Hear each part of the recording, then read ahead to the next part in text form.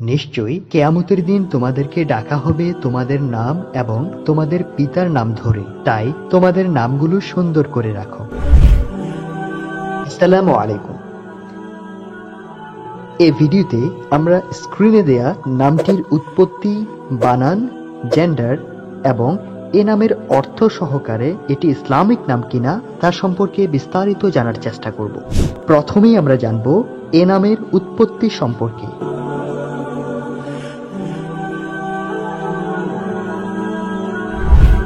এখন আমরা জানব এ নামের স্পেলিং এবং জেন্ডার সম্পর্কে।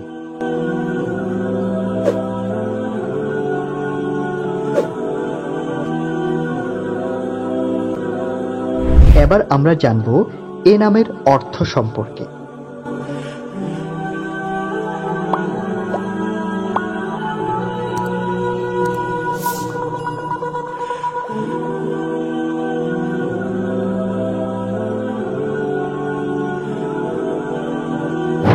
এখন আমরা জানব এটি কি ইসলামিক নাম কিনা।